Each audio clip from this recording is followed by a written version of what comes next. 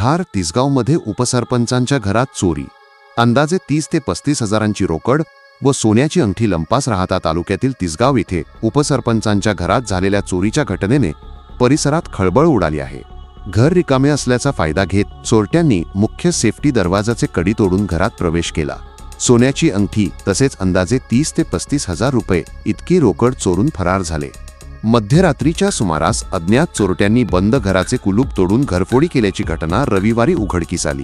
मिळालेल्या माहितीनुसार भाऊसाहेब तुकाराम रांधवणे हे शनिवारी सकाळी पंढरपूरला गेले होते, तर त्यांच्या पत्नी उपसरपंच उर्मिला भाऊसाहेब रांधवणे आपल्या मुलांसह माहेरी गेल्या होत्या। श्वान पथकाने चोरट्यांनी कडसकर वस्तीच्या दिशेने पलायन केल्याचे निदर्शित केले। तसेच अहिल्यानगरच्या फिंगरप्रिंट विभागाचे वडणगेकर साहेब यांच्या मार्गदर्शनाखाली हेड कॉन्स्टेबल रवींद्र गायकवाड यांनी घटनास्थळी येऊन फिंगरप्रिंटचे नमुने संकलित केले। रविवारी दुपारी रांधवणे घरी परतल्यानंतर ही घटना त्यांच्या लक्षात आली। त्यांनी तत्काळ लोणी पोलीस स्टेशनला माहिती दिली। कॉन्स्टेबल वाल्मिक पारधी यांनी लगेच घटनास्थळी धाव घेत झालेल्या घटनेची पाहणी केली।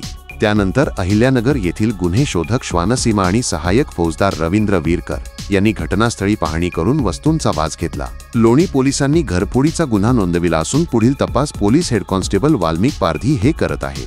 या घटनेमुळे परिसरात भीतीचे वातावरण निर्माण झाले आहे।